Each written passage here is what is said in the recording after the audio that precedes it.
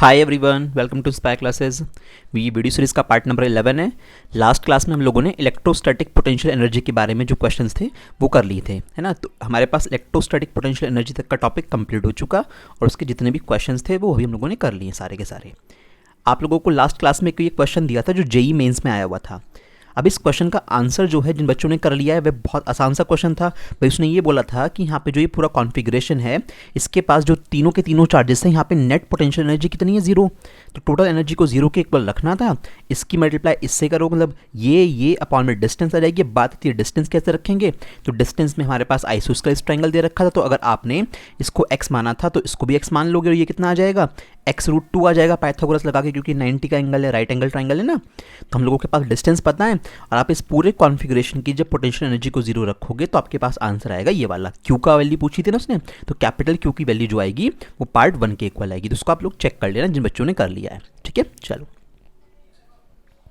अब अगला हमारा जो टॉपिक है आज का वो है इक्वी पोटेंशियल सरफेसेस। सिलेबस में देख लेना, सिलेबस में ये टॉपिक मेंशन है और ये टॉपिक बहुत इंपॉर्टेंट टॉपिक है। इसके ऊपर काफ़ी सारे क्वेश्चंस पूछे गए हैं अलग अलग तरह से और बड़ा ईजी सा टॉपिक भी है, कुछ ऐसा खास नहीं है इस टॉपिक में, थोड़ा सा डायग्राम्स बनाने होते हैं बस, ठीक है। चलो अब देखो इक्वी पोटेंशियल सरफेस होता क्या है, नाम में ही क्लियर है। इक्वी पोटेंशियल यानी इक्वल पोटेंशियल, ऐसा सरफेस जिसके हर एक पॉइंट पे पोटेंशियल एक जैसा होता है उसको इक्वी पोटेंशियल सरफेस बोलते हैं। इतना सा लॉजिक है। ऐसा सरफेस जिसके हर एक पॉइंट पे पोटेंशियल बराबर होता है, सेम होता है, उसे इक्वी पोटेंशियल सरफेस बोलते हैं। मतलब कि सपोज करो कि कहीं पे कोई इलेक्ट्रिक फील्ड है, ऐसे ही भाई कोई इक्वी पोटेंशियल सरफेस होगा तो ऑब्वियस सी बात इलेक्ट्रिक फील्ड में तो होगा। तो एक इलेक्ट्रिक फील्ड है, मैंने क्या करा, मैंने यहाँ पे एक इक्वी पोटेंशियल सरफेस बना दिया इस तरह से, ठीक है। एक और इक्वी पोटेंशियल सरफेस बना दिया इस तरह से। एग्जाम्पल के तौर पे जनरल एक स्टैंडर्ड वैल्यू ले रहा हूँ नॉर्मल। सपोज कि यहाँ फर्स्ट वाले केस में जो मेरे पास वैल्यू है ना वोल्टेज की या पोटेंशियल की, वो है मेरे पास 2 वोल्ट। कितना है, 2 वोल्ट। यहाँ पे सपोज मेरे पास कितना है, 1 वोल्ट। तो ये लाइन नहीं है, पूरे सरफेस हैं। तो इससे क्या समझ में आता है कि जो मेरे पास ये 1 वोल्ट वाला सरफेस है इसके हर एक पॉइंट पे, चाहे आप इसकी बात कर लो यहाँ पे, चाहे इसकी बात कर लो, कहीं पर भी इस पूरे सरफेस पर आप चले जाओ आपको पोटेंशियल कितना मिलेगा, 1 वोल्ट का ही मिलेगा। बट अगर आप इक्वी पोटेंशियल सरफेस बदल दोगे यानी दूसरी इक्वी पोटेंशियल सरफेस पे आ जाओगे तो पोटेंशियल कुछ और हो जाएगा। कितना मैंने लिखा है यहाँ पे, 2 वोल्ट लिखा हुआ है। तो आप इस पॉइंट पे चेक कर लो, चाहे इस पॉइंट पे चेक कर लो, कहीं पर भी चेक कर लो, आपको उस पे पोटेंशियल कितना मिलेगा, 2 वोल्ट का मिलेगा। यानी एक बार में कोई एक इक्वी पोटेंशियल सरफेस आप देख रहे हो तो उसके हर एक पॉइंट पे आपको पोटेंशियल कैसा मिलेगा, सेम मिलेगा। यानी इसका मतलब क्या हुआ कि उस सरफेस पे कोई भी 2 पॉइंट अगर मैं लूँ तो उन दोनों के बीच में पोटेंशियल डिफरेंस कितना आएगा, 0 आएगा। भाई 2 वोल्ट का ये पॉइंट हो गया, 2 वोल्ट का ये पॉइंट हो गया, तो डिफरेंस कितना हो गया, 0। तो ये बात ध्यान रखिएगा, ये प्रॉपर्टीज में वैसे आएगी कि इक्वी पोटेंशियल सरफेसेस में किन्हीं भी 2 पॉइंट के बीच में पोटेंशियल डिफरेंस क्या होता है, 0 ही तो होगा। जब सारे पॉइंट का पोटेंशियल एक जैसा है तो कोई भी 2 पॉइंट उठाओगे तो उनके बीच में डिफरेंस कितना आएगा, 0 आएगा। बट ये बात ध्यान रखना, अगर आपकी इक्वी पोटेंशियल सरफेस बदल गई, कोई दूसरी सरफेस आपने यूज कर ली, तो उस सिचुएशन में उस सरफेस का पोटेंशियल कुछ और होगा। बट जो भी होगा सारी सरफेस पे एक जैसा ही होगा, ठीक है। तो ये बात ध्यान रखना, ऐसा नहीं होता है कि आपके पास 2 इक्वी पोटेंशियल सरफेस या 3 इक्वी पोटेंशियल सरफेस हैं और आपने अपने मन में ये बात बना ली कि तीनों पे पोटेंशियल 2-2 वोल्ट का ही होता है, सेम होता है। ऐसा नहीं है। एक इक्वी पोटेंशियल सरफेस एक बारी में कंसिडर कीजिए और उसके ऊपर जितने भी पॉइंट प्रेजेंट होंगे सब पे हमारे पास जो पोटेंशियल की वैल्यू है वो क्या होगी, सेम होगी। अब मैं आपको क्या करता हूँ, यहाँ पे आपको अलग अलग सिचुएशन में डायग्राम्स बना के दिखाता हूँ कि किस तरह की सिचुएशन में किस तरह के इक्वी पोटेंशियल सरफेस ड्रॉ किए जाते हैं, एग्जाम में ड्रॉ कराने को आते हैं। तो जो पहला केस कंसिडर करते हैं वो करते हैं कि हम सपोज करो हमारे पास इनफाइनाइट पे कोई चार्ज रखा हुआ है, तो वहाँ से इलेक्ट्रिक फील्ड लाइन क्या कैसे आएंगी, पैरेलल इलेक्ट्रिक फील्ड लाइन आएंगी। भाई इनफाइनाइट पे कोई भी चीज़ होती है, आपने ऑप्टिक्स में भी पढ़ा होगा, जो रे आती हैं कैसी आती हैं, पैरेलल आती हैं। तो इस तरह से मैं सबसे पहले इलेक्ट्रिक फील्ड लाइन ड्रॉ करता हूँ। हमेशा ध्यान रखना कि जब भी इक्वी पोटेंशियल सरफेस ड्रॉ करना होगा ना तो सबसे पहले आप लोगों को इलेक्ट्रिक फील्ड लाइन ड्रॉ करनी है ताकि हमारा जो डायग्राम है वो ईजिली बन जाए। तो सबसे पहला टास्क क्या होगा कि इलेक्ट्रिक फील्ड लाइन ड्रॉ कर ली मैंने, यहाँ पे इलेक्ट्रिक फील्ड लाइन ये ड्रॉ कर ली, ठीक है। अब मुझे ये इलेक्ट्रिक फील्ड लाइन जो है ये कहाँ से आई होंगी, ये इनफाइनाइट पे कोई बहुत दूर चार्ज रखा होगा उससे ऐसे इमर्ज हो रही होंगी, कोई प्लेट शीट रखी होगी, कुछ भी रखा होगा, तो वहाँ से ऐसे हमारे पास पैरेलल इलेक्ट्रिक फील्ड लाइन आ रहा है, यानी यूनिफॉर्म इलेक्ट्रिक फील्ड है यहाँ पे। अब मुझे बनाना है इक्वी पोटेंशियल सरफेस, तो किस तरह से बनेगा, देखो बहुत ईजी सा है। आपको यहाँ पे क्या करना है, प्लेन सरफेस बनेंगे, यानी इनके बीच में आप ऐसा लगेगा जैसे हम लोगों ने शीट रख दी हो कुछ। आप किसी तरह से भी बना लो, जैसे आपकी ड्राइंग हो, तो इस तरह से आप चाहो तो बना सकते हो। तो कुछ ऐसा नज़र आना चाहिए कि जो ये येलो कलर की लाइन है ये इस शीट के आर पार गई है। ध्यान रखना, ये जो वाइट कलर से मैंने शीट बनाई है, जो सरफेस बनाई है, और जो ये येलो कलर की लाइन है वो परपेंडिकुलर है। इमेजिन कर सकते हो ना कि ये 3D में रखी हुई है। तो ये जो कॉपी की एक तरह से शीट मान लो, इस शीट के ऊपर इलेक्ट्रिक फील्ड लाइन हमेशा 90 पे होती हैं। तो मैंने ये पहला इक्विपोटेंशियल सरफेस बना दिया। अब मैं दूसरा बनाने की ट्राई करता हूँ। तो दूसरा सरफेस मैं इधर की साइड बना लेता हूँ। तो यहाँ से हम कोशिश करेंगे इसको बनाने की, तो ये लगभग हमारे पास इस तरह का बन जाएगा। ठीक है, अब चाहो एक और बना लो, आपके पास स्पेस हो तो ये जो मैंने दो बनाए, ये मेरे क्या है, ये है मेरे पास इक्विपोटेंशियल सरफेसेस। क्या हैं ये? प्लेन इक्विपोटेंशियल सरफेस बोलते हैं इनको। क्या बोलते हैं? Plane equipotential surfaces. बात समझ में आ रही? देखो कितना आसान सी चीज़ है। तो ये दोनों के दोनों मेरे प्लेन इक्विपोटेंशियल सरफेस हैं। इसका मतलब इस सरफेस की अगर मैं बात करूंगा, इसके हर एक पॉइंट पे पोटेंशियल सेम होगा। सपोज V वोल्ट का है तो हर एक पॉइंट पे V वोल्ट होगा। यहाँ पे सपोज V डैश वोल्ट है तो हर एक पॉइंट पे कैसा होगा? V डैश वोल्ट ही होगा, चेंज नहीं होगा। तो इस तरह के लॉजिक्स हम लोगों को आने चाहिए। ये तो पहला केस हो गया कि अगर हम लोगों को प्लेन इक्विपोटेंशियल सरफेस बनाने हैं तो इलेक्ट्रिक फील्ड लाइन कैसी होती है? इस तरह होती हैं। इलेक्ट्रिक फील्ड लाइन हमेशा इस प्लेन सरफेस के इस इक्विपोटेंशियल सरफेस से 90 डिग्री का एंगल बनाएंगी। ठीक है, चलो अब नेक्स्ट कंसिडर करते हैं हम लोग एक पॉइंट चार्ज। सपोज मैंने एक सेकंड केस में एक पॉइंट चार्ज कंसिडर करा, एक पॉजिटिव पॉइंट चार्ज। मर्जी है आपकी, पॉजिटिव लेना है पॉजिटिव ले लो, नेगेटिव लेना है नेगेटिव ले लो। सिर्फ इलेक्ट्रिक फील्ड लाइन की जो एरो है उसी की तो वैल्यू चेंज होगी बस। तो मैंने ऐसे यहाँ पे आउटवर्ड डायरेक्शन में एरो बना दी, हम लोगों ने सीख रखा है। तो पॉजिटिव चार्ज की वजह से इलेक्ट्रिक फील्ड लाइन कैसे होती हैं? आउटवर्ड होती हैं। बहुत सारी इलेक्ट्रिक फील्ड लाइन मत बनाना, थोड़ी सी बहुत है। ठीक है, ज़्यादा कप को यहाँ पे क्राउड करने की रिक्वायरमेंट नहीं है। हम लोगों ने ऐसे बना लिया।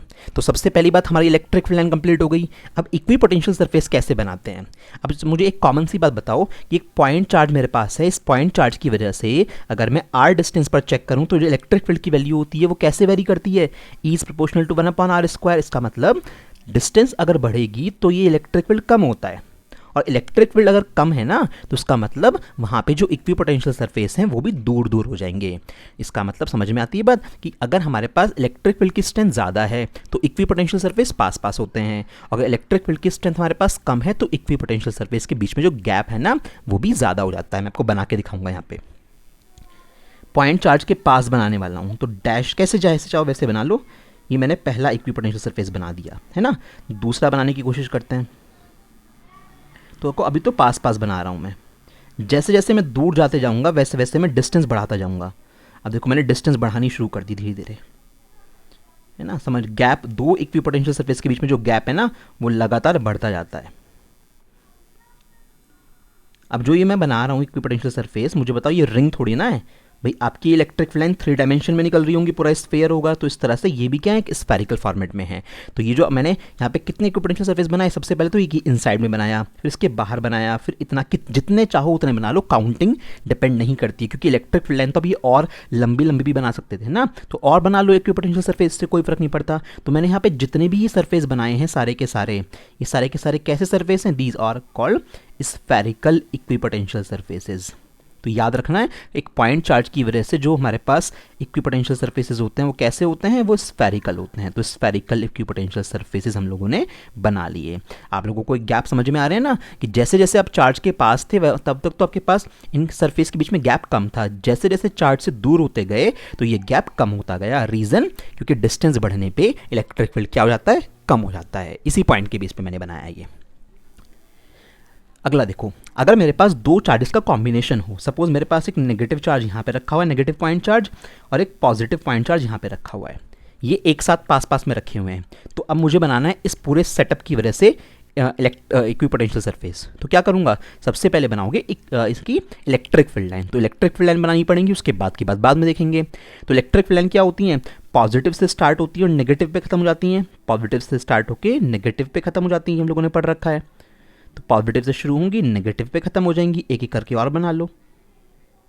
तो पॉजिटिव से शुरू हुई, एरोस बिल्कुल ठीक होने चाहिए, और ये नेगेटिव पे टर्मिनेट हो जाती हैं। थोड़ी सी और बना लो, इस तरह से बना लो कुछ, है ना। कुछ नहीं है, बड़ा आसान सा होता है लॉजिक। डायग्राम प्रॉपर्ली बनाना सिखा चुका हूं आपको पहले। यहाँ नेगेटिव है तो टूवर्ड्स,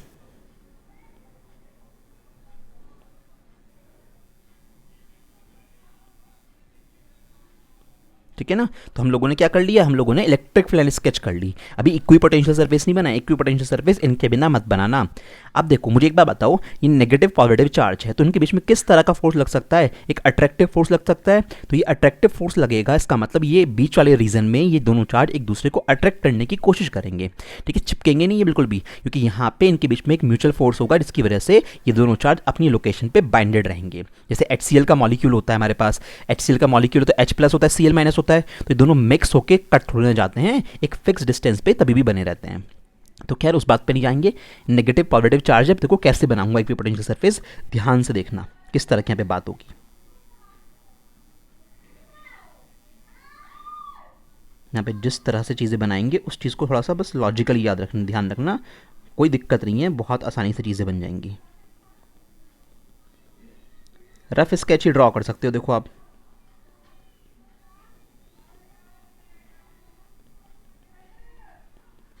कुछ फर्क नज़र आ रहा होगा। देखो फर्क कैसा नजर आ रहा है कि सर इस साइड जो आपने सरफेस बनाए हैं इनके बीच में गैप कम कम है, इस साइड पे गैप क्या ज़्यादा ज़्यादा है। इसका मतलब जो ये आपने सारे सर्कल बनाए हैं, ये सारे स्फेयर बनाए, सर्कल तो नहीं, ये सारे के सारे जो स्फेयर बनाए हैं इन स्फेयर का सेंटर सेम नहीं है, कंसेंट्रिक नहीं है। यहाँ पे तो सबका सेंटर सेम था, यहाँ पे सेम नहीं है। यहाँ पे सेम क्यों नहीं है, ये सारे शफल क्यों हो गए, क्योंकि साथ में बराबर में एक दूसरा चार्ज रखा हुआ था जिसने इन्हें खींचने की कोशिश करी, यानी इनके बीच में अट्रैक्शन हुआ। अट्रैक्टिव फोर्स की वजह से ये जो एरिया होता है ये कंजस्टेड इक्विपोटेंशियल सरफेस का बनाया जाता है। ठीक है, आप चाहो तो एक और गोला बना लेना इसके चारों तरफ। अभी मैं दूसरी साइड पे बनाने की कोशिश करता हूं।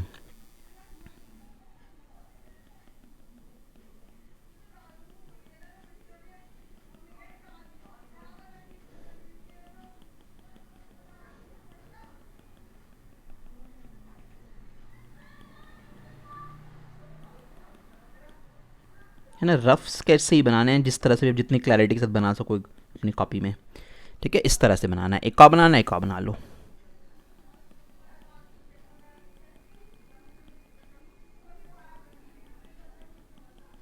ना इस तरह की शिफ्टिंग हो जाती है, थोड़ा सा इधर भी बना लो।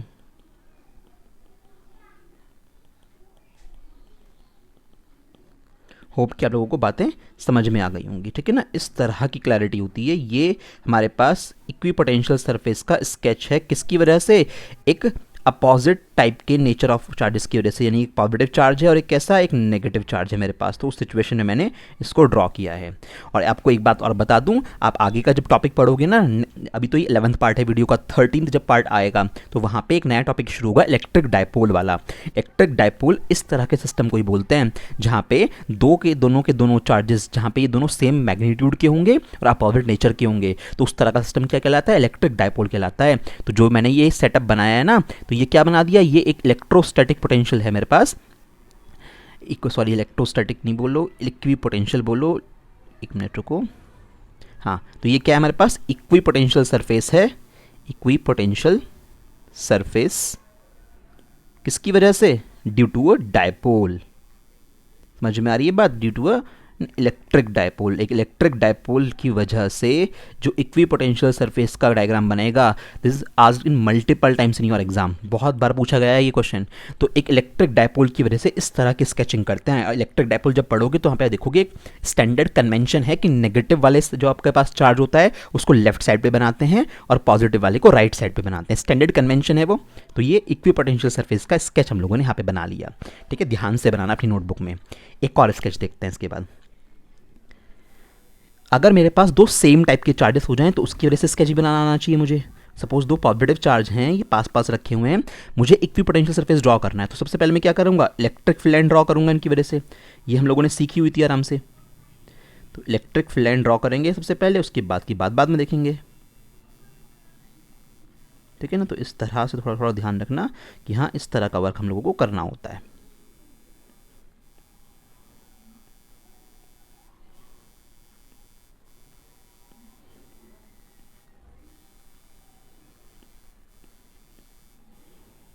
ठीक है, इतना बहुत है। तो हम लोगों ने इलेक्ट्रिक फील्ड लाइन ड्रॉ कर ली इन चार्जेस की वजह से। अब इक्विपोटेंशियल सरफेस कैसे ड्रॉ करें, पीछे वाले केस में देखो, यहाँ वाले केस में कैसे याद रखोगे कि अगर हमारे पास अपोजिट नेचर के चार्ज है तो उनके बीच में अट्रैक्शन फोर्स लगता है, इस वजह से यहाँ पे मैंने पास पास बनाए हैं इस जगह पे। ठीक है, अब की बार क्या करूँगा, इधर वाले रीजन में क्या बनाऊंगा, दूर दूर बनाऊंगा, उल्टा हो जाएगा डायग्राम पहले वाले की कंपेरिजन में। देखना किस तरह से सिचुएशन बनेगी। बस यही ध्यान रखना होता है।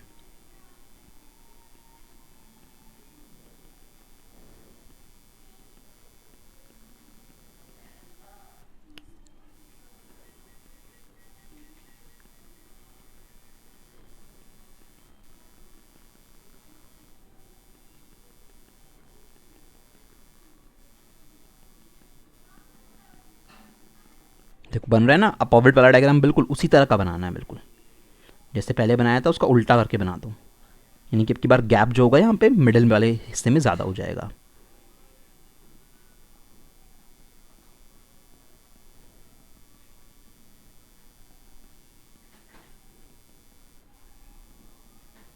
और कोशिश करना कि दो सरफेस को आपस में कट मत करना, ये दो सरफेस आपस में कभी कट नहीं करते हैं, तो थोड़ा क्लैरिटी के साथ बनाइएगा डायग्राम बनाओगे जब। तो इस तरह से हमारे पास क्या बन गए, हमारे इक्वी पोटेंशियल सरफेसेस का डायग्राम बन गया। इसको और ठीक से अच्छे से बना लेना। तो ये देखो दोनों के बीच में रिपल्शन फोर्स लगेगा, तो यहाँ पे गैप, इसका मतलब जब रिपल्शन फोर्स लगेगा तो इलेक्ट्रिक फील्ड वीक होगा ना, इलेक्ट्रिक फील्ड वीक होगा, इस वजह से दूर दूर आए हैं। यहाँ पे क्या होगा, यहाँ पे दोनों के बीच में अट्रैक्टिव फोर्स लगेगा, तो उस वजह से यहाँ पे इलेक्ट्रिक फील्ड स्ट्रांग होगा। और यहाँ पे ऐसा कोई पॉइंट नहीं होता इसके बीच में कि जहाँ पे आपको इलेक्ट्रिक फील्ड की इंटेंसिटी जीरो मिल जाए, तो यहाँ पे हमेशा अट्रैक्शन होगा। ये पास पास हमारे पास इक्विपोटेंशियल सरफेस आए हैं, जबकि अपोजिट नेचर के, ये सेम नेचर के जो चार्ज हैं, यहाँ पे बीच में कहीं एक ऐसा पॉइंट मिलता है जहाँ पे इलेक्ट्रिक फील्ड जीरो हो जाता है, जिसे न्यूट्रल पॉइंट बोलते हैं। तो इसलिए यहाँ पे ये इक्विपोटेंशियल सरफेस दूर दूर आए हैं। मेरी बात ध्यान रखिएगा, आपको याद होना चाहिए कि किस तरह से हम लोग दो पॉजिटिव या दो सेम टाइप के चार्जेस की वजह से बनाते हैं इक्विपोटेंशियल सरफेस, और किस तरह से हम लोग एक इलेक्ट्रिक डायपोल या एक पॉजिटिव नेगेटिव चार्ज की वजह से बनाते हैं। तो सारी सिचुएशन यही है, बस फर्क किस पे पड़ेगा, अगर ये नेगेटिव नेगेटिव चार्ज बना दूं तो यहाँ पे एरो पे फर्क पड़ेगा, एरो इन्वर्ट्स हो जाएंगे, बाकी और कोई चेंजेस यहाँ पे नहीं होंगे। तो आई थिंक आपको अभी ये इक्विपोटेंशियल सरफेस बनाने आ गए होंगे। एक लास्ट सिचुएशन और बताता हूँ, कई बार क्या होता है दो प्लेट्स के बीच में बनवा लेता है इक्विपोटेंशियल सरफेस, कि उसने ये बोला कि भैया मेरे पास ये एक प्लेट ये है, ठीक, एक मिनट को इसको ऐसे बनाते हैं। एक प्लेट उसने कहा मेरे पास ये है, सपोज इस प्लेट पे है पॉजिटिव चार्ज, कैसा चार्ज है, पॉजिटिव चार्ज है, और कितना है, प्लस सिग्मा, उसने डेंसिटी दे दी प्लस सिग्मा। एक दूसरी प्लेट है मेरे पास,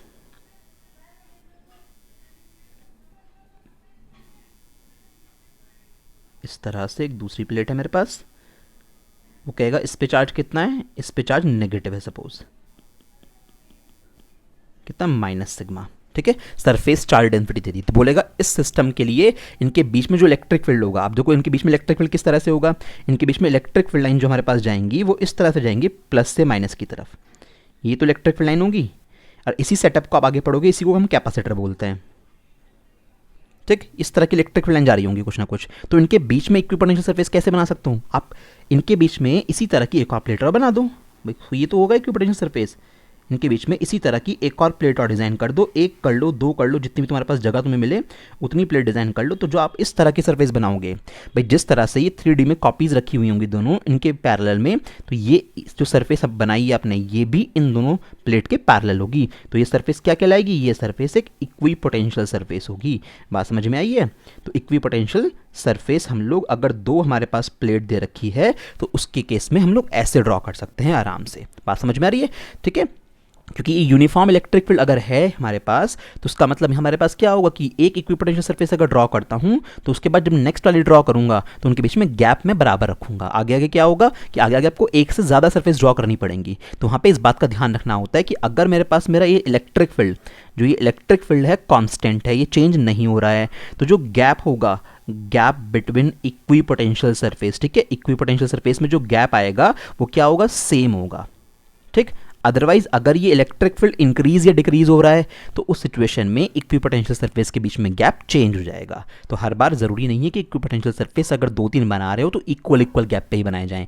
इक्वल गैप पे तब आएंगे जब हमारे पास इलेक्ट्रिक फील्ड कांस्टेंट होगा उस डायरेक्शन में। अगर ये चेंज हो रहा है बार बार तो उनके बीच में, इक्विपोटेंशियल सरफेस के बीच में जो गैप होगा वो भी चेंज हो जाएगा, ठीक है। तो ये सारे डायग्राम्स आपको नोटबुक में बनाने हैं इक्विपोटेंशियल सरफेस के डेमो के लिए, ठीक। चलो अब आती है बात प्रॉपर्टीज़ की। इक्विपोटेंशियल सरफेस की जैसे आप लोगों ने इलेक्ट्रिक फील्ड लाइन की प्रॉपर्टीज पढ़ी थी ना, ऐसी इक्विपोटेंशियल सरफेस की भी हमारे पास इंपॉर्टेंट प्रॉपर्टीज हैं सारी। फर्स्ट प्रॉपर्टी क्या कहती है, two equipotential surfaces do not intersect each other. जिस तरह से दो इलेक्ट्रिक फील्ड लाइन नहीं काट सकती, उसी तरह से दो सरफेस भी आपस में नहीं काट सकते। क्यों, अगर हमारे पास दो सरफेस आपस में कट करेंगे, आपको पता है कि अगर एक इक्विपोटेंशियल सरफेस है उस पर सपोज 2 वोल्ट का हमारे पास पोटेंशियल है, तो सारे पॉइंट पे 2 वोल्ट का पोटेंशियल होता है। और अगर कोई दूसरी सरफेस उठा लूँ, सपोज उस पर 3 वोल्ट का पोटेंशियल है, तो सब पे 3 वोल्ट का पोटेंशियल होता है हर पॉइंट पे। अगर दो सरफेस ने आपस में काट दिया, यानी कि इस तरह की सिचुएशन से समझो, अगर दो सरफेस ने आपस में काट दिया तो ये जो पॉइंट है, ये पॉइंट है या फिर ये पॉइंट है, ये दोनों प्लेन के कॉमन पॉइंट हो गए ना। तब सपोज इस वाले पे तो था हमारे पास 2 वोल्ट, इस पे था हमारे पास 3 वोल्ट। अब मुझे बताओ इन पॉइंट पे क्या बोलोगे, 2 वोल्ट बोलोगे या 3 वोल्ट बोलोगे? कंट्रोवर्सी हो गई नहीं हो गई? क्योंकि ये जो पॉइंट मैंने बनाए हैं ये 2 वोल्ट पर भी कॉमन है और ये 3 वोल्ट पर भी कॉमन है। फिर तो कॉन्सेप्ट ही पूरा का पूरा खत्म हो गया। इसका मतलब क्या हुआ कि अगर दो सरफेस आपस में कट करेंगे तो जो इंटरसेक्शन पॉइंट होंगे इस प्लेन सरफेसेस के, तो इन इंटरसेक्शन पॉइंट पे जो पॉइंट प्रेजेंट होंगे उनका उन इक्विपोटेंशियल सरफेस डिफाइन नहीं कर पाएंगे। वहाँ पे एक एक पॉइंट पे आप कह रहे हो कि यहाँ पे 2 वोल्ट भी है 3 वोल्ट भी है, अभी तो बात गलत हो गई ना। एक पॉइंट पे एक ही तरह का तो पोटेंशियल होगा, दो पोटेंशियल कैसे हो सकते हैं? तो इस वजह से दो प्लेन इस तरह की इक्विपोटेंशियल सरफेस आपस में कभी भी कट नहीं कर सकते।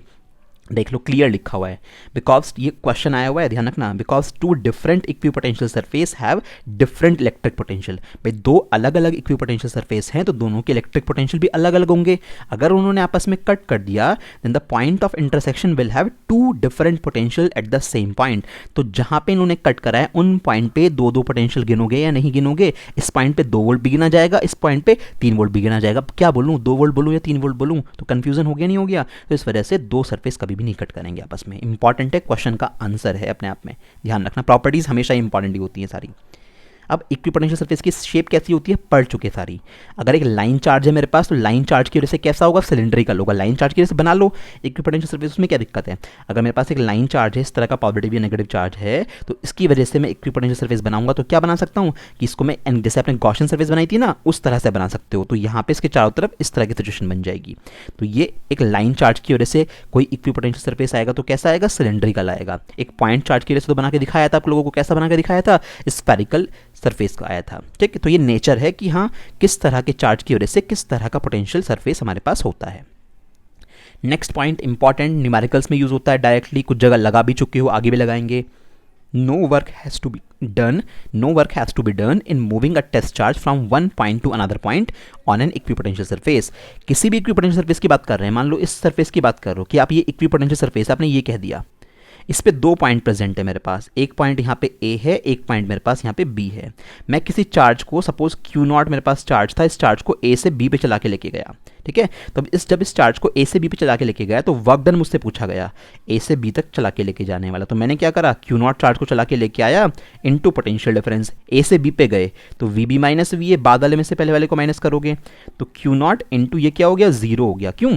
इक्विपोटेंशियल सरफेस है भैया ये, तो जितना पोटेंशियल A का उतना पोटेंशियल किसका, B का। दोनों के पोटेंशियल जब बराबर हैं तो ये दोनों का डिफरेंस क्या आएगा, 0 आएगा। इसलिए हमारे पास वर्क डन भी कितना हो जाएगा, 0। तो ये दैट इज करके मैंने लिखवा दिया ऑन एन इक्विपोटेंशियल सरफेस। अगर इक्विपोटेंशियल सरफेस की हम बात करेंगे तो वहां पे क्या होगा, वर्क डन ऐसे निकालेंगे किन्हीं भी 2 पॉइंट के बीच में, और जब वर्क डन निकालने की बारी आएगी तो पोटेंशियल डिफरेंस हमेशा कैसा होगा, 0। क्योंकि मतलब ही यही है इक्विपोटेंशियल सरफेस का कि एक ऐसी सरफेस जिसके हर एक पॉइंट पे एक जैसा पोटेंशियल हो। तो जब किसी भी 2 पॉइंट के पोटेंशियल को माइनस किया जाएगा तो आंसर 0 ही आना है।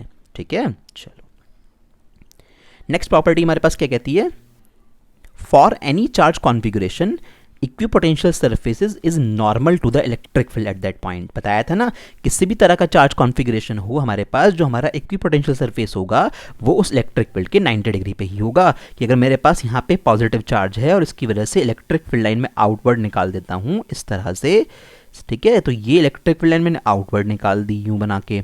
तो अब अगर इक्विपोटेंशियल सरफेस ड्रॉ किया जाता है, सपोज ये इक्विपोटेंशियल सरफेस यहाँ पे ड्रॉ किया जाता है, तो ये इक्विपोटेंशियल सरफेस इन लाइन से कितना एंगल बनाएगा, 90 का एंगल बनाएगा। बात समझ में आ रही है?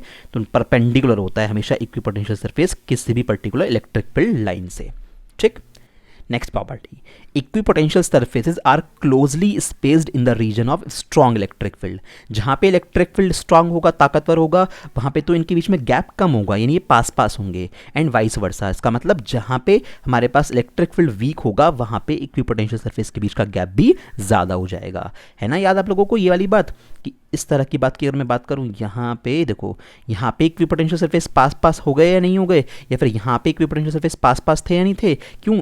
चार्ज के पास वाले रीजन में क्या इलेक्ट्रिक फील्ड हमारे पास स्ट्रांग होता है, जैसे जैसे दूर जाते जाते हो इलेक्ट्रिक फील्ड वीक पड़ता जाता है, उस वजह से सरफेसेस के बीच में गैप भी बढ़ता जाता है। तो ये बात हम लोगों ने पढ़ ली है। ठीक है, तो ये पांचों की पांचों प्रॉपर्टीज आप लोग प्रॉपर वे में अपनी नोटबुक में अच्छे से नोट कर लीजिएगा। ठीक है, चलिए अभी इक्विपोटेंशियल सरफेस की प्रॉपर्टीज खत्म हो गई, अब इसके ऊपर बेस्ड क्वेश्चंस पे आते हैं हम लोग। पहला न्यूमेरिकल जो हमारे पास है वो क्या बोल रहा है, a charge of +1 coulomb is placed at the centre of a spherical shell of radius 10 centimetre. एक मेरे पास स्फेरिकल शेल है, सपोज मेरे पास ये स्फेरिकल शेल है, इसके सेंटर पे +1 कूलम का चार्ज रखा है और इसकी रेडियस कितनी है, 10 सेंटीमीटर है। अच्छा ठीक है, what will be the work done in moving A charge of 1 microcoulomb on its surface through a distance of 5 centimetre.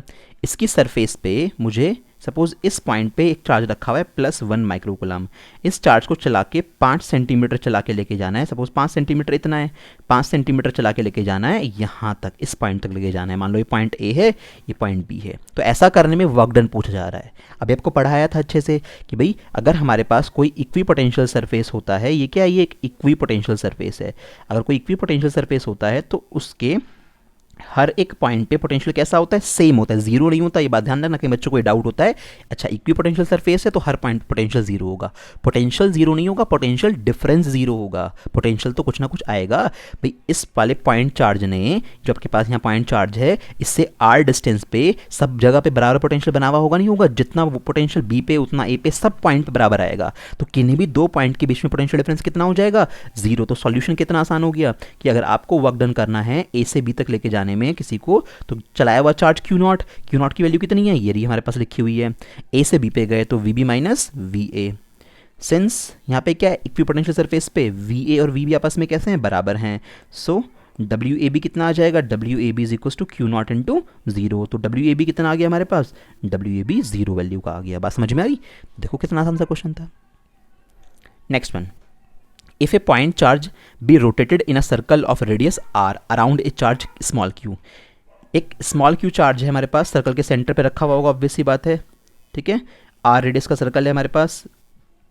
इस सर्कल के चारों तरफ एक किसी दूसरे पॉइंट चार्ज को, यानी सपोज करो Q0 को रोटेट कराया जाता है, इस तरह से चारों तरफ घुमाया जाता है, यूँ रोटेट करवा रहे हो आप इसे। तो आपसे पूछा कितना वर्क डन करना पड़ेगा और क्यों, तो भैया मुझे बताओ इसको रोटेट कराने में क्यों वर्क करना पड़ेगा आपको। अब इस पॉइंट चार्ज की वजह से जो सेंटर पे रखा हुआ है, सर्कल के हर पॉइंट पे पोटेंशियल कैसा होगा, सेम होगा ना। तो किन्हीं भी दो पॉइंट के बीच में पोटेंशियल डिफरेंस कैसा होगा, जीरो। यहाँ से यहाँ चले जाओ तो जीरो, यहाँ से यहाँ चले जाओ तो जीरो, तो हर जगह वर्क डन कैसा आएगा, जीरो आएगा। आंसर पढ़ लो आराम से। देखो आंसर बड़ा आसान सा लिखा हुआ है, all the points on the circle are at the same potential due to which the potential difference between any two points of the circle is zero. भाई सर्कल के हर पॉइंट पे सेम पोटेंशियल है, तो किसी भी दो पॉइंट के बीच में डिफरेंस निकालोगे तो जीरो आएगा। इस वजह से वर्क डन भी कितना हो गया, जीरो हो गया। बड़े इजी क्वेश्चन पूछे हुए हैं। अब ये बोर्ड एग्जाम में आया हुआ क्वेश्चन है, इंपॉर्टेंट है, देख लो कैसे पूछा हुआ है। Two uniformly large parallel thin plates having charge densities plus sigma and minus sigma are kept in the xz plane at a distance d apart। XZ plane में d डिस्टेंस पे ये दो चार्ज प्लेट रखी हुई हैं, जिसपे आपके पास surface charge density है सिग्मा 1 सिग्मा 2 तो नहीं है। ठीक है, दोनों की वैल्यू सिग्मा है बट पॉजिटिव नेगेटिव है, मतलब एक पे पॉजिटिव चार्ज है प्लेट पे और दूसरे पे नेगेटिव है। आपको क्या करना है, sketch an equipotential surface due to the electric field between the plates. उन दोनों प्लेट्स के बीच में जो इलेक्ट्रिक फील्ड होगा ना, वहाँ पे एक इक्विपोटेंशियल सरफेस ड्रॉ करना है। सिखाया था आपको, याद हो, दो प्लेट के बीच में कैसे ड्रॉ करते हैं। तो यहाँ पे काम आ गया, तो बोर्ड एग्जाम में पूछा हुआ क्वेश्चन, इस तरह के क्वेश्चन ही एग्जाम में आते हैं। अब इन्होंने क्या करा, इक्विपोटेंशियल सरफेस तक ये रुके नहीं, उसके आगे कुछ और भी पूछ लिया। क्या बोल रहे हैं, if a particle of mass m and charge -q, negative charge का पार्टिकल इतने मास का है, remains stationary between the plates. वो चार्ज पार्टिकल उन दोनों प्लेट्स के, ये जो चार्ज प्लेट है ना, इनके बीच में रुका हुआ है, स्टेशनरी है नहीं, यानी कि वो ना तो नीचे गिर रहा है ना ही वो ऊपर जा रहा है। What is the magnitude and the direction of field. तो आप बताओ कि जो इलेक्ट्रिक फील्ड होगा, उस इलेक्ट्रिक फील्ड की डायरेक्शन क्या होगी, उस इलेक्ट्रिक फील्ड की वैल्यू क्या होगी। ठीक है, ये बात तो बात की है। सबसे पहले इक्विपोटेंशियल सरफेस तो ड्रॉ कर लो आप सिचुएशन में। तो क्या करोगे आप, देखो डायग्राम सबसे इंपॉर्टेंट रहेगा। यहाँ पे प्रॉपर वे में डायग्राम बना लेते हैं कि भाई यहाँ पे हमारे पास सपोज करो कि क्या डायरेक्शन हो गई, वाई डायरेक्शन हो गई, ये हमारे पास एक्स डायरेक्शन हो गई और ये हमारे पास हमारी जेड डायरेक्शन हो गई। ठीक है, तो हम लोगों को क्या करना है, एक्स जेड प्लेन जो है मेरे पास, ये एक्स जेड प्लेन, इस एक्स जेड प्लेन में मेरे को अपने वो जो सरफेसेस हैं दो प्लेट उनको बनाना है। तो मैं उनको बनाने की कोशिश करता हूँ। तो हमारे पास यहाँ पे एक तो आप इस तरह से बना सकते हो, देखो रैंडमली वैल्यू बनानी है, दो प्लेट बनानी है, जिस तरह से ईजी लगे वैसे बना लेना। एक प्लेट मैंने ऐसे बना ली,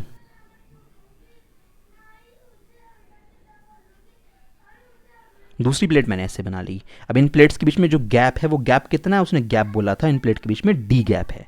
ठीक है, तो ये दो प्लेट हम लोगों ने ऐसे बना ली। आप ऐसे चाहो ऐसे बना लो, इसके अलावा 3D में अगर बनाने में दिक्कत होती है किसी को तो 2D में बना सकता है कि इस तरह से बना लेना कि भाई एक प्लेट मेरे पास ये हो गई और दूसरी प्लेट मेरे पास ये हो गई। यहाँ पे हमारे पास प्लस सिग्मा, यहाँ पे हमारे पास माइनस सिग्मा। तो मैं तो ऐसे मैंने दोनों ऑप्शन आपको दिखा दिया, आपको जैसे मन करे आप वैसे बना लेना। अब इसके बीच में एक इक्विपोटेंशियल सरफेस बनाना है तो वो ऐसे आ जाएगी एक प्लेट इस तरह से। ठीक है, ये हमारे पास एक इक्विपोटेंशियल सरफेस आ गया, इसको लिख देना कि ये क्या इक्विपोटेंशियल सरफेस है। जब इसको बनाओगे ना तो साइड में डायरेक्ट एक्सिस ज़रूर दिखा देना कि ये हमारी एक्स एक्सिस है, ये हमारे पास वाई है और ये हमारे पास क्या है जेड एक्सिस है। ठीक है, तो हम लोगों को एक्स जेड एक्सिस में हम लोगों को बनाना था, तो हम लोगों ने ऐसे बना लो, कोई दिक्कत नहीं है। ऐसे बनाओगे जैसे मैंने ये बनाया तो ये ज़्यादा बेटर है कि यहाँ एक्स जेड एक्सिस में थोड़ा सा कुछ दिखाई दे रहा है हम लोगों को। तो दो प्लेट मैंने बना ली डी डिस्टेंस पे। अब मुझे बनाना है इक्विपोटेंशियल सरफेस के बीच में, तो मैं क्या करूँगा इस जगह बनाने के लिए, तो ईजी सा वे ये है, इसी तरह का एक और फॉर्मेट बना लो इन्हीं के बीच में। तो इस तरह से अगर मैं दूसरे कलर से इसको बनाने की कोशिश कर रहा हूँ तो इस तरह से जो ये सरफेस बनाओगे कोई दिक्कत नहीं, बड़े आराम से बनेगा। तो ये जो सरफेस आप लोगों ने वाइट कलर से बनाई, ये सरफेस मेरी क्या है, ये मेरी यहाँ पे इक्विपोटेंशियल सरफेस हो गई। क्या हो गई, इक्विपोटेंशियल सरफेस। इलेक्ट्रिक फील्ड का डायरेक्शन मुझे नहीं पता अभी भी, ठीक है, ध्यान रखना। वैसे एक बात कॉमन से आपको पता लग जाती है, खैर शायद आपको मे भी पता ना हो, यहाँ पे पॉजिटिव चार्ज से नेगेटिव चार्ज की तरफ इलेक्ट्रिक फील्ड होता है ना, तो इलेक्ट्रिक फील्ड तो कन्फर्म है डाउनवर्ड डायरेक्शन में काम कर रहा होगा अभी। ठीक है, तो अभी बात की बात देखें क्या होगी हमारे पास वैल्यू, डाउनवर्ड डायरेक्शन में वर्क करना चाहिए इलेक्ट्रिक फील्ड। कायदे में तो डाउनवर्ड डायरेक्शन का मतलब क्या होगा, प्लस वाई या माइनस वाई, माइनस वाई। ऊपर की तरफ तो प्लस वाई है ना, तो माइनस वाई में काम करना चाहिए, वो भी पढ़ेंगे। अब हमें क्या क्या करना है, इस माइनस क्यू चार्ज के जो पार्टिकल है मेरे पास जिसका मास m है, उस पार्टिकल को स्टेशनरी रखवाना है इन प्लेट्स के बीच में। अब सपोज कि वो पार्टिकल कहीं पे यहाँ रखा हुआ होगा, ऐसे बीच में है ना, इस जगह पे रखा हुआ होगा ये पार्टिकल। अब कोई भी पार्टिकल रखा हुआ होता है, कुछ भी उसका मास है, तो उस पर जो वजन लगता है यानी ग्रेविटी लगती है वो तो हमेशा नीचे की तरफ लगेगी ना, ग्रेविटी तो हमेशा नीचे की तरफ लगेगी। तो इसका मतलब ऊपर की तरफ उस पार्टिकल के ऊपर क्या लगना चाहिए, एक इलेक्ट्रिक फोर्स लगना चाहिए। इलेक्ट्रिक फोर्स कितना होता है, Q इंटू ई वैल्यू का होता है। भाई अगर ये mg की वैल्यू QE के बराबर हो जाए, mg क्या है, mg ग्रेविटी की वजह से लगने वाला फोर्स है, जिसकी वजह से नीचे जाने की कोशिश करेगा, ग्रेविटी तो वर्क करेगी। QE क्या है, QE है इस चार्ज के ऊपर लगने वाला इलेक्ट्रोस्टैटिक फोर्स, जो यहाँ पे इलेक्ट्रिक फील्ड था उसकी वजह से लगा। तो ये हमारी बैलेंसिंग कंडीशन हो गई। यहाँ से E की वैल्यू आप निकालोगे तो E की वैल्यू क्या आ जाएगी, mg अपॉन Q आ जाएगी। तो ये तो हो गया उस इलेक्ट्रिक फील्ड का मैग्नीट्यूड। ठीक है, the magnitude of electric field will be mg upon Q। ठीक, अब बात आती है डायरेक्शन की। अब जरा दिमाग लगाओ, ये चार्ज था कैसे रियलिटी में, ये चार्ज हमारे पास नेगेटिव था, माइनस Q चार्ज था ये। अब नेगेटिव चार्ज पर इस इलेक्ट्रिक फील्ड को कैसे फोर्स लगाना पड़ा, ऊपर की तरफ लगाना पड़ा मजबूरी में, तभी तो ये बैलेंस हो पाएगा। हमें कंफर्म हो गया कि ये नेगेटिव चार्ज है, उसने दे रखा है और हमें फोर्स ऊपर ही लगाना पड़ेगा चाहे कुछ भी हो जाए, क्योंकि नीचे पहले से ही कौन सा फोर्स लगा हुआ है, ग्रेविटी वाला। तो आपको इसको बैलेंस करने के लिए ऊपर की तरफ फोर्स लगाना पड़ेगा। अब नेगेटिव चार्ज पे अगर ऊपर की तरफ फोर्स लग रहा है, यानी नेगेटिव चार्ज पे जिधर की तरफ फोर्स लगता है, इलेक्ट्रिक फील्ड हमेशा उसके अपोजिट डायरेक्शन में होता है। तो इलेक्ट्रिक फील्ड कैसे हो गया, डाउनवर्ड डायरेक्शन में। डाउनवर्ड डायरेक्शन का मतलब क्या हो गया कि इलेक्ट्रिक फील्ड लिख लेना वर्ड्स में, electric field will work towards, या electric field will work in downward direction, that is towards minus Y axis, यानी नेगेटिव वाई एक्सिस की तरफ ये वर्क करेगा। नेगेटिव चार्ज पे याद रखिएगा, नेगेटिव चार्ज पे जिधर फोर्स लगता है उसके अपोजिट डायरेक्शन में इलेक्ट्रिक फील्ड होता है। यानी अगर इलेक्ट्रिक फील्ड नीचे की तरफ है तो नेगेटिव चार्ज पे ऊपर की तरफ फोर्स लगेगा, अगर इलेक्ट्रिक फील्ड ऊपर की तरफ है तो नेगेटिव चार्ज पे नीचे की तरफ फोर्स लगेगा। ये कॉमन सी बात है, इस चीज़ को मैं अलग से तुम्हें समझा भी देता हूँ एक बात, कि इलेक्ट्रिक फील्ड अगर मेरे पास ऐसे है तो इलेक्ट्रिक फील्ड कैसे होता है, प्लस से माइनस वाली चीज़ की तरफ होता है। तो अब इस जगह पे अगर आप एक पॉजिटिव चार्ज ला के रख दो और एक नेगेटिव चार्ज ला के रख दो। अब जरा दिमाग लगाओ, पॉजिटिव चार्ज कहाँ की तरफ चल के जाएगा, नेगेटिव वाले की तरफ चल के जाएगा, है ना। तो पॉजिटिव चार्ज इधर की तरफ खिंच जाएगा, यानी इस पर जो फोर्स लगेगा वो इलेक्ट्रिक फील्ड के अलाउंग लगा।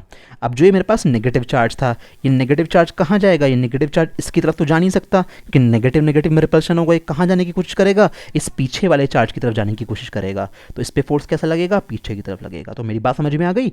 तो इलेक्ट्रिक फील्ड की जो भी डायरेक्शन होती है, पॉजिटिव चार्ज पे फोर्स उसी डायरेक्शन में लगता है और नेगेटिव चार्ज पे फोर्स उसके अपोजिट में लगता है। इस पीछे वाले क्वेश्चन में मुझे फोर्स की डायरेक्शन पता लग गई थी पहले ही, मुझे ये पता लग गया था ना कि फोर्स ऊपर ही लगाना पड़ेगा इस नेगेटिव चार्ज पे। अगर फोर्स मुझे इधर की तरफ लगाना पड़ रहा है तो इलेक्ट्रिक फील्ड उसकी क्या हो गया, पक्का अपोजिट हो गया। इसलिए मैंने क्या करा, फोर्स ऊपर की तरफ जब लगाना पड़ा तो इलेक्ट्रिक फील्ड कैसे काम करने लगा, डाउनवर्ड डायरेक्शन में वर्क करने लगा। तो इस तरह का सेटअप करोगे। ये वाला सेटअप तो मर्जी है, ये इतना बेटर नहीं है जो बनाया है। एक स्टैंडर्ड डायग्राम तो यही वाला है और ये इसका सॉल्यूशन हो गया। मैग्नीट्यूड डायरेक्शन मैंने तुम्हें ओरली यहाँ पे बना के दिखा दिया, आप उसको लिख लेना, ठीक है। चलो अगला क्वेश्चन हमारा, 2 point charges 3 microcoulomb and -3 microcoulomb same magnitude के हैं, अपोजिट नेचर के हैं, are placed at points A and B 5 centimetre apart. 5 centimetre के डिस्टेंस पे रखे हुए इक्वी पोटेंशियल सरफेस इस सिस्टम का ड्रॉ करना है। ड्रॉ करवाया था 2 अपोजिट पॉइंट चार्ज की वजह से। दिखा देता हूँ तुम लोगों को कहाँ था हमारे पास वो वैल्यू, ये देखो ये वाला सेटअप। तो आप क्या करोगे, बिल्कुल सेम टू सेम इसी को कॉपी पेस्ट करोगे एज इट इज़, और बस यहाँ पे बाद में इस माइनस वाले के ऊपर क्या लिख दोगे, -3 माइक्रोकुलम, यहाँ पे क्या लिख दोगे, +3 माइक्रोकुलम, और नीचे क्या कर दोगे, नीचे इस तरह से करके डिस्टेंस दिखा दोगे 5 सेंटीमीटर। बस ये करना है। तो पहला का क्वेश्चन आपके पास, पहला पार्ट बिल्कुल इस फॉर्मेट में हो जाएगा। तो कितनी ईजी सी चीज़ें आ रही हैं। तो क्वेश्चन बिल्कुल भी मुश्किल नहीं होते हैं, डिपेंड करता है कि आप लोगों ने चीज़ें कैसे समझी हुई हैं और उसके अकॉर्डिंग आप किस तरह से क्वेश्चन को परफॉर्म कर रहे हो, ठीक है। चलो ये पहला पार्ट तो हमारा डन हो गया। दूसरे पार्ट की बात करते हैं। Why do equipotential surfaces get close to each other near the point charge. Point charge के पास ये इक्विपोटेंशियल सरफेस क्लोज की हो जाते हैं। तो इसका आंसर क्या बनेगा, प्रॉपर्टीज में इसका आंसर है, क्या लिखोगे, near the point charge. Point charge के पास की अगर हम बात करें तो near the point charge the strength of electric field is higher, है ना। इलेक्ट्रिक फील्ड की जो स्ट्रेंथ होती है वो कैसी होती है, ज़्यादा होती है। The strength of electric field short में लिख दिया इज हाई, ये फील्ड की स्ट्रेंथ हाई है, देयरफॉर इलेक्ट्रिक फील्ड की स्ट्रेंथ हाई होगी तो इक्विपोटेंशियल सरफेस क्या हो जाएंगे, पास पास। Therefore equipotential surfaces, equipotential property में आई थी ना ये बात, equipotential surfaces get close to each other, get close to each other, ठीक है। इस तरह से आंसर करना है। एग्जाम में आए हुए सारे क्वेश्चन हो जाएंगे आपके। देखो आपको टॉपिक वाइज पढ़ा रहा हूँ और उस टॉपिक पे किस किस तरह की चीज़ें पूछी जा रही है वो सब कवर अप करा रहा हूँ। तो सिलेबस में है ये सब कुछ। पहले दो चैप्टर हैं। ये इलेक्ट्रोस्टैटिक्स की जो यूनिट है ये बहुत बड़ी है, बहुत लेंदी है। बैच में जब इसको पढ़ाया जाता है तो 1.5 महीना के आसपास चलती है, 1.5 मंथ लगते हैं इसको पूरी तरह से कवर कराने में। ऊपर से पढ़ लो या कोई पढ़ा दे ऊपर से तो भैया वो अलग बात है, 15 दिन में पूरी कर लो। बट अगर इन डेप्थ में आपको अपने बोर्ड लेवल पे पढ़नी है तो उसके लिए भैया इतना टाइम यहाँ पे स्पेंड करना पड़ेगा। पढ़ो तो फिर बहुत अच्छे से पढ़ो, नहीं तो फिर वही बात है कि जो चीज़ आपको नहीं पढ़नी उसको स्किप कर दो, उसमें कोई टेंशन ही नहीं है। जब मेहनत कर ही रहे हो तो इस तरह से करो ना कि एग्जाम में आया हुआ कोई क्वेश्चन छूटे ना, कि भाई आपने मेहनत भी करी और तब भी एग्जाम में दूसरे तरह के क्वेश्चन आ गए, वो हमें पढ़ा ही नहीं गए कभी भी, तो फिर फ़ायदा क्या हुआ। तो इसलिए एक एक चीज़ को जितना अच्छे से पढ़ पाओगे उतना अच्छे से पढ़िए। यहाँ पे आप जेई मेन या एडवांस या नीट के लेवल पे तो पढ़ नहीं रहे हो, तो उसमें तो आपको ये टॉपिक के साथ साथ एक्स्ट्रा टॉपिक भी पढ़ने पड़ते हैं। कई सारी चीज़ें न्यू भी होती हैं वहाँ पे, क्वेश्चन का लेवल भी थोड़ा सा हाई होता है। तो 1-2 क्वेश्चन आपको बीच में करा देता हूँ नीट या जेई वाले भी, बट फिर भी वो सब चीज़ें आप तभी कर पाओगे जब आप लोगों को ये बेसिक्स बहुत अच्छे से आते होंगे। उसके लिए आपको प्रैक्टिस चाहिए अच्छे वाली। तो जो मैं पढ़ा रहा हूँ उसको टाइम टू टाइम करते रहिए और रिविज़न करते रहिए उन सब चीज़ों का, कि अदरवाइज़ भूल जाओगे, सिलेबस बहुत सारा हो जाता है। अगला हमारे पास क्वेश्चन है, can 2 equipotential surfaces intersect each other. इसका आंसर प्रॉपर्टी में पहले आ चुका है, वहाँ से आप देख लेना। फर्स्ट प्रॉपर्टी इसी के ऊपर थी, 2 प्लेन बना के समझाया था मैंने वहाँ पे आपको, ठीक है। तो ये आप खुद से कर लोगे, हो चुका।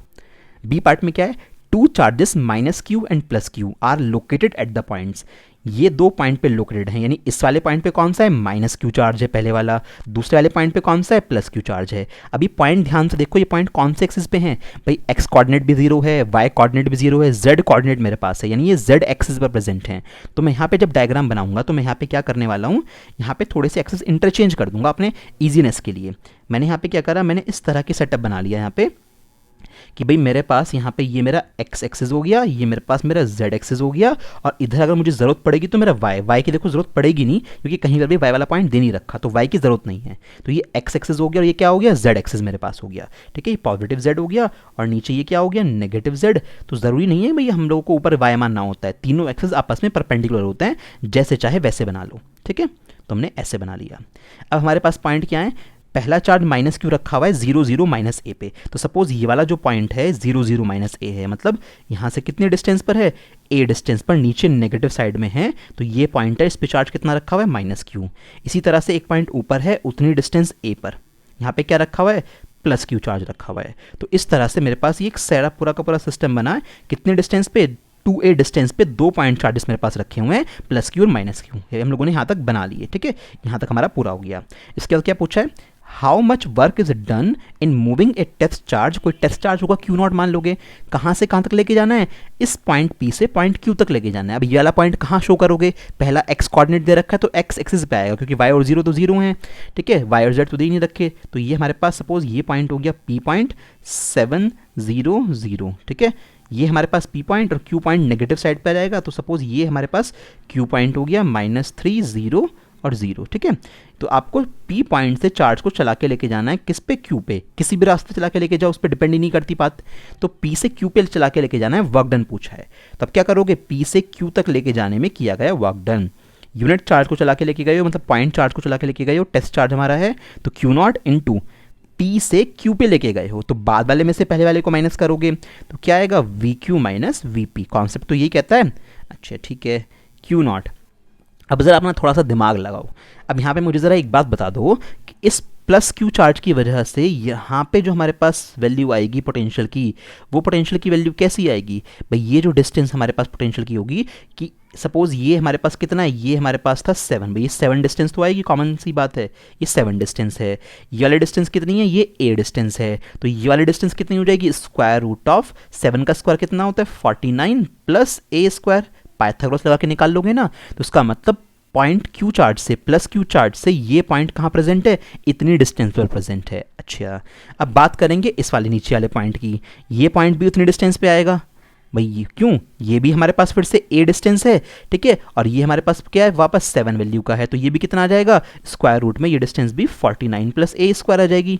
ठीक है, ये रफली बनाना, उस तरह का ट्रायंगल बनाने की जरूरत नहीं है तुम्हें, तो यहाँ पे ये डिस्टेंस उतनी आ जाएगी। तो इसका मतलब ये पॉइंट चार्ज दोनों सेम वैल्यू के हैं, जितना पोटेंशियल यहाँ पे ये बनाएगा, नेगेटिव पोटेंशियल बनाएगा ना, नेगेटिव चार्ज है, उतना ही पोटेंशियल यहाँ पे ये बनाएगा पॉजिटिव। तो इसका मतलब क्या होगा कि इसकी वजह से यहाँ पे जितना पोटेंशियल बनेगा और इसकी वजह से यहाँ पे जितना पोटेंशियल बनेगा, वो दोनों पोटेंशियल कट के क्या हो जाएंगे, जीरो। इसका मतलब इस पॉइंट पी पर कोई पोटेंशियल नहीं बनेगा, पॉइंट पी का पोटेंशियल मैंने क्या कर दिया, zero. Net potential point P पे दो लोग बना सकते थे ना, इसने भी जितना बनाया उसने इतना बनाया, टोटल जीरो हो गए। सेम कहानी यहाँ पे रिपीट कर देना, इस पॉइंट क्यू पे की वजह से यहाँ पे जितना पोटेंशियल बना क्यू पे, उतना पोटेंशियल इस माइनस क्यू ने बनाया, तो पहले वाला भी जीरो हो गया। बात समझ में आ रही है? तो ये बहुत ईजी सा कॉन्सेप्ट है कि भैया जो ये चार्जेस रखे हुए हैं ना, प्लस क्यू और माइनस क्यू, ये इस पॉइंट पी पर भी जीरो पोटेंशियल क्रिएट करते हैं टोटल, और ये पॉइंट क्यू पर भी जीरो पोटेंशियल क्रिएट करते हैं। ठीक है, तो इन दोनों के बीच में पोटेंशियल कितना है, जीरो जीरो है। दैट्स वाई यहाँ से सॉल्व करोगे तो कितनी वैल्यू आ जाएगी, जीरो वर्क डन आएगा। पी से क्यू तक लेके जाने में वर्क डन कितना हुआ,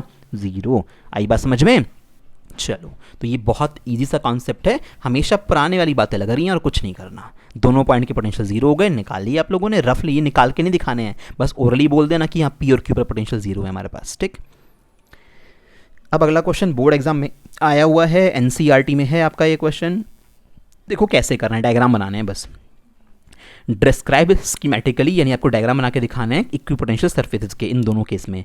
पहला केस क्या है, कांस्टेंट इलेक्ट्रिक फील्ड इन जेड डायरेक्शन, जेड डायरेक्शन में कांस्टेंट इलेक्ट्रिक फील्ड मेरे पास है, तो डायग्राम बना के दिखाओ। अगर इलेक्ट्रिक फील्ड कांस्टेंट है तो उसका मतलब क्या है, सिंस ई इज कांस्टेंट, इसकी वैल्यू कैसी है, कांस्टेंट है, so gap between equipotential surface will be equal, है ना, बस यही लॉजिक है।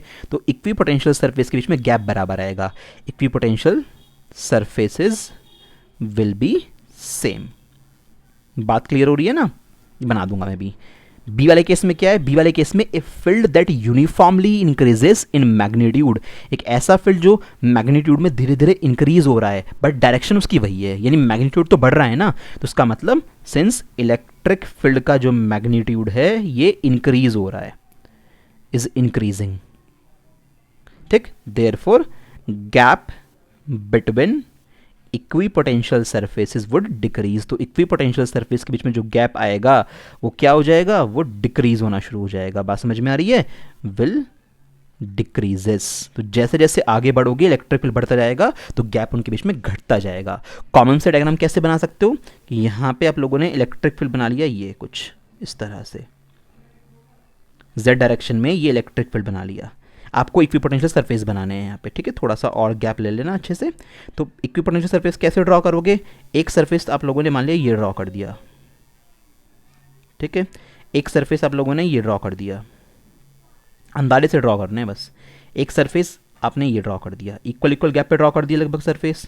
तो यहाँ पे ये जो गैप था, अगर ये हमारे पास x गैप था तो यहाँ पर भी ये गैप कितना रखना पड़ेगा, x गैप रखना पड़ेगा, क्योंकि इलेक्ट्रिक फील्ड की जो वैल्यू है ना वो सेम है, यानी ये यूनिफॉर्म इलेक्ट्रिक फील्ड, जितना इलेक्ट्रिक फील्ड यहाँ पे उतना ही यहाँ पे उतना ही यहाँ पे, हर जगह सेम है। इस वजह से गैप भी इक्विपोटेंशियल सरफेस के बीच में सेम आया। तो जो तुमने प्लेट्स ही बनाई है ना, इनके नाम लिख देना, क्या बनाए हैं ये, क्या है ये, इक्वी पोटेंशियल। तो डायग्राम बनाने का मतलब होता है नाम प्रॉपर्ली आपको लिखना है। तो इक्विपोटेंशियल सरफेसेस हैं। नीचे वाले केस में क्या, इलेक्ट्रिक फील्ड भैया अब की बार चेंज हो गया, ये इलेक्ट्रिक फील्ड पुराने वाला नहीं रहा, ये इलेक्ट्रिक फील्ड अब धीरे धीरे चेंज होने लगा, यानी इसकी वैल्यू धीरे धीरे इंक्रीज होने लगी है। तो ये इलेक्ट्रिक फील्ड जो है मैं ई डैश से, मतलब वेक्टर ई डैश से शो कर देता हूँ कि उसका, क्योंकि इसका मैग्नीट्यूड क्या हो रहा है, इंक्रीज हो रहा है। तो मैग्नीट्यूड इंक्रीज होगा तो भाई साहब प्लेट्स के बीच में जो गैप होगा, यानी इक्विपोटेंशियल सरफेस के बीच में जो गैप होगा, वो गैप क्या हो जाएगा, डिक्रीज होना स्टार्ट हो जाएगा। मान लो पहले तो आपने दो प्लेट के बीच में गैप इस तरह से दिखा दिया था, अब देखो ये जो गैप है, ये गैप अगर हमारे पास x1 आया है यहाँ पे, तो अगले वाला गैप क्या शो करूंगा, अगले वाला गैप कम शो करना पड़ेगा, क्योंकि इलेक्ट्रिक फील्ड इंक्रीज हो रहा है तो भैया गैप घटाना पड़ेगा। अब की बार गैप कुछ इस तरह से मैंने यहाँ पे बना लिया। तो नेक्स्ट टाइम में जो मेरे पास गैप आया, ये गैप कितना आया, ये गैप x2 आया, ठीक है। लिख देना आराम से। यहाँ पे क्या है, x1 की वैल्यू x2 से ज़्यादा है, और इस जगह पे तो यहाँ पे दोनों वैल्यू बराबर नजर ही आ रही हैं। तो इस तरह डायग्राम बनाने हैं। इस पे भी लिखोगे कि ये तीनों के तीनों क्या बनाए हैं, इक्विपोटेंशियल सरफेस बनाए हैं। यहाँ इलेक्ट्रिक फील्ड जैसे जैसे आगे जा रहे हो, मान लो ये z डायरेक्शन ही बनाई है मैंने, तो जैसे जैसे आगे जा रहे हो इलेक्ट्रिक फील्ड बढ़ता जा रहा है, इस वजह से इक्विपोटेंशियल सरफेस के बीच में गैप कम होता जा रहा है। यहाँ पे इलेक्ट्रिक फील्ड ऊपर वाले केस में नहीं इंक्रीज हो रहा, कांस्टेंट इलेक्ट्रिक फील्ड है, तो इक्विपोटेंशियल सरफेस के बीच में गैप भी सेम टू सेम है। एनसीईआरटी का क्वेश्चन है, बोर्ड में आया हुआ है, ध्यान रखना, सही से नोट कर लेना इसको। तो आज की क्लास में पूरा का पूरा कंप्लीट टॉपिक करा दिया इक्विपोटेंशियल सरफेस का, जितने भी इंपॉर्टेंट क्वेश्चन थे सारे करा दिए। बाय चांस अगर कोई एक आध क्वेश्चन हुआ, मुझे लगा कि हाँ इक्विपोटेंशियल सरफेस का मुझे ये क्वेश्चन भी आप लोगों को कराना चाहिए, तो मैं आगे करा दूंगा। अदरवाइज ऑलमोस्ट सब कवर कर चुका हूँ मैं इक्विपोटेंशियल सरफेस में, ठीक है। तो नेक्स्ट टॉपिक जो स्टार्ट में करूंगा वो मैं करूंगा इलेक्ट्रिक फील्ड और इलेक्ट्रिक पोटेंशियल में क्या रिलेशन होता है, कैसे इलेक्ट्रिक फील्ड को इलेक्ट्रिक पोटेंशियल में कन्वर्ट कर सकते हो, या कैसे इलेक्ट्रिक पोटेंशियल के फॉर्मूले से आप इलेक्ट्रिक फील्ड बना सकते हो। तो वो थोड़ी सी बात कैलकुलस पे चली जाएगी, मुझे इंटीग्रेशन और डिफरेंशिएशन की हेल्प लेनी पड़ेगी वहाँ पे। तो उस कॉन्सेप्ट के ऊपर भी आपके बोर्ड एग्जाम में क्वेश्चन आए हुए हैं, उस कॉन्सेप्ट से नीट में कई बार क्वेश्चन आता है, उस कॉन्सेप्ट से जेईई मेन में क्वेश्चन आया हुआ है कई बार। तो इलेक्ट्रिक फील्ड और पोटेंशियल का जो कॉन्सेप्ट है नेक्स्ट वाली क्लास में पूरा कवर करा दूंगा, ठीक है। चलो।